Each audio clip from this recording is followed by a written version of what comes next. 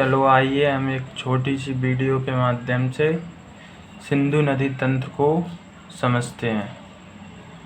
तो हमने ये उत्तर भारत का एक छोटा सा नक्शा बनाया हुआ है जिसमें सिंधु नदी बहती है तथा उसकी सहायक नदियाँ भी बहती हैं। तो हम देखते हैं सिंधु नदी, सिंध का बहाव जलधारा बोरवच्चू हिमनद से निकलती है तिब्बत के पठार से तथा इसकी कुल लंबाई 2880 किलोमीटर है तथा यह भारत में यहाँ से यहाँ तक 709 किलोमीटर की लंबाई में बहती है तथा आगे जाकर पाकिस्तान के बीच में से होते हुए इसका समापन अरब सागर में हो जाता है। अब हम सिंधु नदी की अन्य सहायक नदियों को देखते हैं। तो सिंधु नदी की अन्य सहायक नदियों में झेलम, चिनाब, रावी, ब्यास, सतलुज आदि नदियां आती हैं जो कि सिंधु नदी तंत्र को बनाती हैं। तो हम देखते हैं झेलम नदी को। झेलम नदी शेषनाग झील से निकलती है। झेलम नदी की कुल लंबाई कितनी है? 724 किलोमीटर तथा यह भारत में कितनी लंबाई पे बहती है?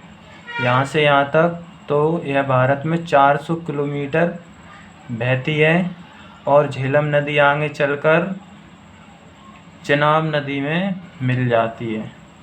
अब हम चिनाब को देखते हैं। तो चिनाब नदी बारालाचा दर्रे से निकलती है। चिनाब नदी की कुल लंबाई है 1180 किलोमीटर और चिनाब नदी यहाँ से आगे चलकर पाकिस्तान में सतलुज में मिल जाती है। चिनाब के बाद आते हैं रावी नदी पर। रावी नदी यहाँ से निकलकर चिनाब नदी में ही मिल जाती है पाक में जाके। और रावी नदी की कुल लंबाई कितनी है? 725 किलोमीटर।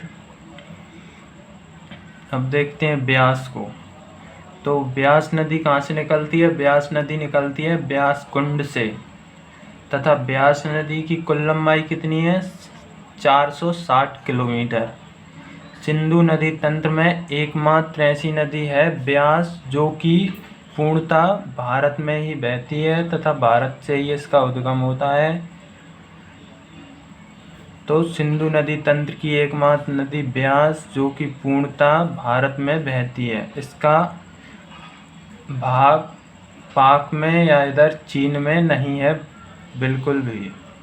ब्यास के बाद हम देखते हैं ब्यास नदी सतलुज नदी में ही मिल जाती है। ब्यास के बाद देखते हैं हम सतलुज नदी को। तो सतलुज नदी निकलती है रौकसताल झील से निकलती है सतलुज नदी।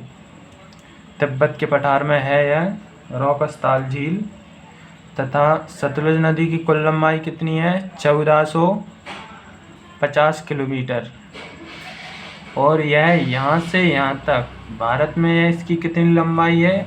सतलुज नदी कितनी बहती है? तो भारत में यह बहती है 105 किलोमीटर की लंबाई में भारत में यह बहती है।